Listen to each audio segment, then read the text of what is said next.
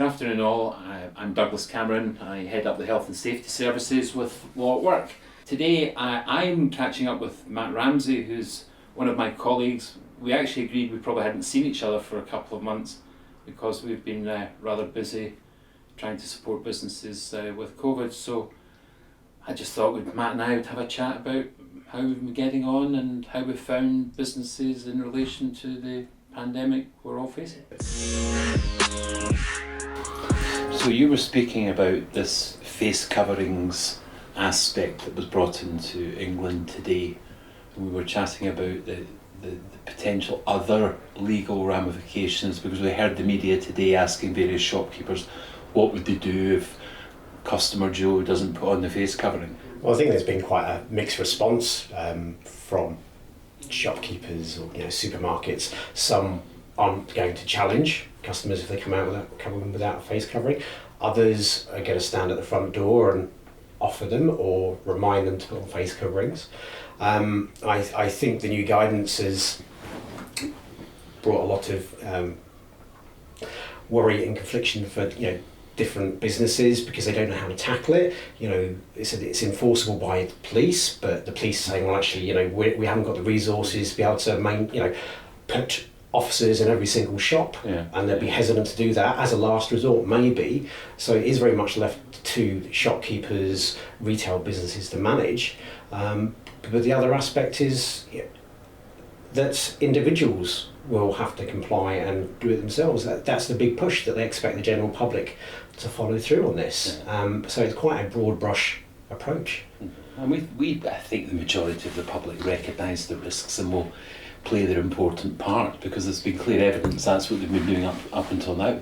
It's certainly the case in Scotland, yes. From what I've seen personally out and about on public transport and retail units and shops, majority of people are wearing face coverings. But I think the other difficulty is there are some exemptions, but how do you prove you're part of that exempt group? It's fine if you're a child, but if you have a medical condition, what you expected to provide to the retailer to show that. But the main message is, come on, England, play your part. Absolutely, absolutely. Yeah. It was funny, we've been away and we've been around various businesses, hundreds of businesses, and probably the first time we've been together in a few months. And I was asked a question about cleaning contractors and what checks you would do in the cleaning contractors. And of course we asked them for improved cleaning schedules because we know the importance of contact surface cleaning. And then we say to them, and when do the cleaners come in? And the answer is after 6 o'clock at night. So what checks do businesses really do? Well, we did a couple and we found that the actual cleaning substance being used was not capable of killing the relations of COVID viruses that we know we can have products tested to. Right. And these were just standard, can I call them bacterial sanitizers that had not actually been tested on any form of viral control. Okay. I mean, absolutely, that is one point. I think there needs to be better engagement between the businesses and the cleaning contractors to find out what they are doing, what they are using. So employers or their cleaning contractor clients need to be better informed to be able to ask those questions in the first place. And the other aspect from having the right product is to do with contact time of the service. So it's about being an informed client to be able to ask those questions to make sure cleaning contractors are doing a proper job.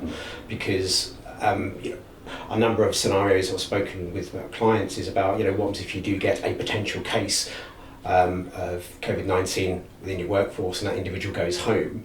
We've suggested that area gets a really thorough clean by the cleaning contractor, and having a means to make sure that happens, whether it's like a tagging system for that desk and it's signed off by the cleaning contractor, to give that company assurance and the next person that may work at that desk that it's been cleaned properly. But the message is, for crying out loud, make sure we've checked the laboratory testing on those products, because it would be a waste of money, time, effort, and even the false hope that we have a suitable control measure if it transpires the product's actually not doing anything. And this idea, we share the joke of, do we really think we can spray a product on a surface and leave it for 5 minutes and then come back and go, oh, I'll wipe it clean now. And if we extend that right into hospitality, restaurants, bars, they're so busy, they really want a contact cleaner that's been adequately tested, but gives them the quick contact time of whether it's 30 seconds, 1 minute. And what I'm certainly finding is a lot of businesses, when you ask that question, they haven't even gone to check the laboratory certification. No, because I think that they have appointed a competent contractor and they are relying on them to have the proper stuff in place. Yeah, the trust factor. Yes. I think the message in COVID is it would be lovely to trust everyone. Let's just do the double, treble check ourselves, and then we're a lot more confident. Yeah. But that brings us on to specific risk assessments for the workplace as well. And I've been speaking to clients on various Zoom calls and Microsoft Teams about carrying out risk assessments for the workplace, and that we can't just put in place a generic risk assessment that you might get off any old website. You need to populate it and make it specific to your actual property. That's through doing a walkthrough of your building, taking photos of touch points, pinch points of walking, how many people can work at a pod of desks, for instance, so it actually reflects the workplace properly, and that is key in my opinion. I don't know what your thoughts are. So they may be a good starter for 10, Matt. I think, as opposed to starting with a blank bit of paper. Some I've seen are a very good effort in assisting businesses, but as you say, we've then got to take this template as the starter, Yes. and then place in what our specific controls are, which actually might end up with a far better, more detailed assessment than some of the generic offerings that I've seen. So no, I agree, good starter for 10, but the detail and the constant revision, because I've actually just left a client who still have a risk assessment at 2 metres, but they've actually gone to 1 metre. Right. And I know that the revision of documentation can be a pain. However, if there was an outbreak and the track and trace team arrive in, documents like that would be put under the microscope. Yeah, and it's definitely a point that I've emphasised with clients is about, it says on the front of the risk assessment sheet, it's a weekly review. Why does it have to be weekly? And we have that conversation. So it might not always be weekly, but initially it will be, because the situation may change. It's very fluid at the moment. But also some safe systems of work you'll have in place, direction of flow of traffic within a workplace may have to change because it's just not working. Hand washing is a good one. Yes, yeah. Staff will regularly hand wash, and this now reminds me of the COVID stickers I'm beginning to see on windows of premises, where apparently these businesses are COVID secure, and I would love to think that is the case, but having been in one more socially a couple of weekends ago, this was a garden set up, and it was very well socially distanced. Praise to that business for going to the additional time, effort and probably money to create this sort of newer venue to comply with the guidance. But watching the staff, and the idea within any COVID assessment that staff are able to regularly hand wash, I couldn't find a wash hand basin. Right. And I certainly didn't see any staff within the public areas that I was able to resort in hand washing at all. Now, the fallback could be that they're using hand sanitizers, but I think businesses have got to really question the detail of, if we're saying to the staff regularly hand wash, are we actually providing facilities that within the business sense and the jobs that the staff will have to do, they can actually go and hand wash. Don't falsify it. Far better to be more accurate and saying, something, we don't have hand wash facilities, however, we'll put in another couple of hand sanitizers to make the facility of hand cleaning more available to the team members. Yeah, I think that has been lost in messaging about hand washing with soap and water, and the main track has been hand sanitizers, and that there's obviously a huge market in it, but I think it would appear that most clients and people have been doing it just relying on hand sanitizers. So good old soap and water has gone out the window. Absolutely. And glasses, drinking glasses. So we know the danger of mouth, nose as the contamination source. So presumably the dirty glasses, crockery, cutlery are perhaps, well not perhaps, are high risk items of equipment. So I suppose leads to, is the glass washer working? Is the rinse temperature cycle above 82 degrees? Or are we actually back to maybe the old-fashioned method of washing glasses in sinks? Yeah. With warm water. Is there a sanitizer detergent? And probably more importantly than ever, Are those type sink wash-up facilities being replenished with clean warm water, sanitizer, rinse water on a regular basis? Because these are high-risk items that if the glasses aren't cleaned, and going back to old food hygiene days, we knew that glasses were guilty of not being cleaned correctly, then that is a source of viral transmission. Okay, so our expectation will be to see that is covered within the risk assessment and safe system at work when dealing with food and drink. So there's that little crossover between health and safety and potential food safety. So yeah, that covered kind of employer responsibility for sanitising workstations. Interesting point that was raised yesterday when I was speaking to a client was about ensuring that staff are using the hand sanitisers, are wiping down their desks, also taking part in the regular office cleaning 2 to 3 times a day, because we can't just rely on a cleaning contractor per se, and making sure that's done, and that's changing habits.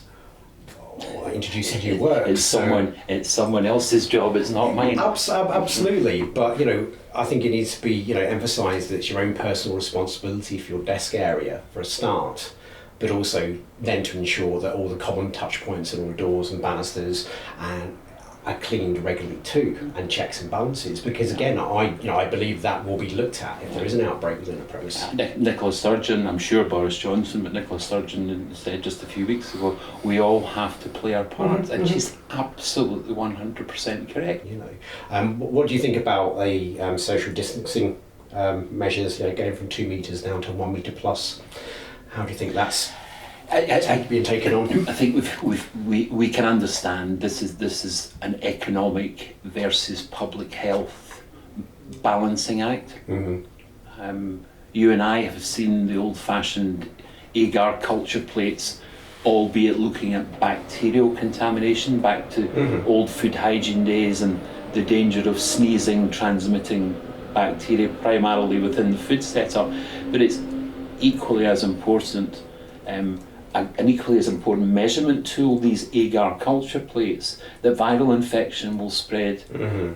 So we can see on agar plates, if you reduce from 2 metres to 1 metre, the culture on the agar plate is greater. Yes. So we can then understand why face coverings were brought in, and or facial visors. So you're seeing that slight reduction in one control and the introduction of a new control, namely face coverings, coming into play.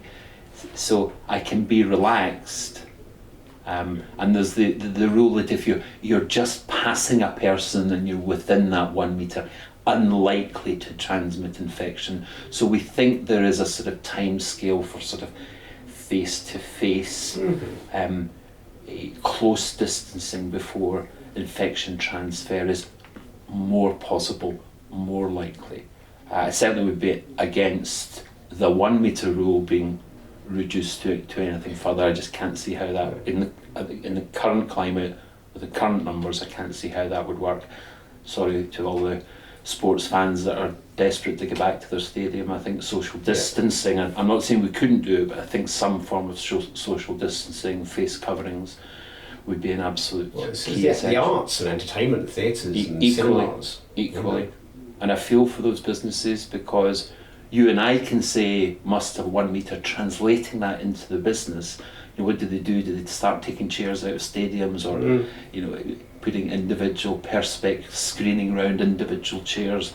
The cost to the industry sector, I think, would be astronomical. Would you have a preference for any businesses to maintain the 2 metre, even if they've got the option to go down to 1 metre plus? I think some are, and the reason is they paid a lot for signage saying 2 metres, and they've asked me, must I go down to 1? The answer is your business suffering?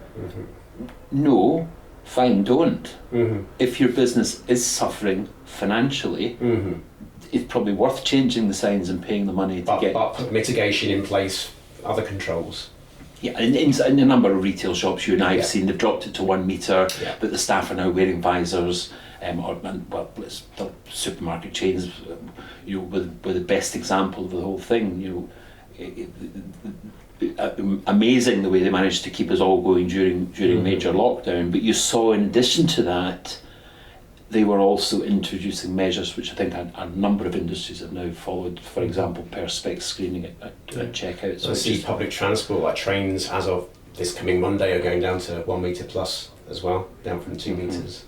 So there are a lot of stickers being peeled up off the pavement over this weekend, I'm sure. Yes, new ticks and crosses being added to chairs. Yes. You also raised about people home working, because that is what the vast majority of the UK have been doing for the past 3-4 months. The lockdown home working. Yeah, which has been challenging in itself for individuals and families, but also it's challenging for employers about the guidance that's out there about when does a temporary home worker become a permanent home worker, and what are they legally obliged to do to provide with regards to equipment, to DSE assessments, to risk assessments. What should they be doing? And I feel the guidance is becoming more and more woolly, as it were. It's not specific. The onus is very much being put on employees to make up their own mind about what to provide or what to do. So there's got to be an end point to this, so Matt, hasn't there? Yes. Well, hopefully. HSE said they would look at home working as a temporary situation during lockdown. So what they were really saying was, look, we know the emergency situation we're under. We are not going to come and start beating the big bass drum that the proper desk and chair, etc., has got to go in. But I'm noticing more and more businesses are saying we're actually quite enjoying this home working. Some have actually said we're thinking of giving up the office and everybody can work from home. I think the message out there is, if that's going to be the decision, then full home working safety assessments would be what our advice. Yes, I think so. But it's that it's changing contracts for people becoming office workers to home workers, and that's where it needs to be reflected, because that's also a legal definition as well about what's required for a home worker. But it is that important jump that many employers are going to have to make at some point to make that decision. So we're either getting you back into the office, or we're going to do flexible working, or everyone's going to be a home worker, and how much that's going to cost the business to do that. Yeah. And when was the last time the home was electrically inspected? I usually get a bit of a gasp. When it was built. Usually, but I usually get a gasp in the phone saying, "What? We have to do that?" Yeah. It's the safety of the person who's in employment is the message to employers, and it's sometimes a difficult one for them to get their minds around. Yes, I think it's going to be a shock to a lot of people, but I think that needs to be taken into the round when they're considering that, about what the future of their business looks like and how it's arranged. It's long-term safety is our message, isn't it? Yeah.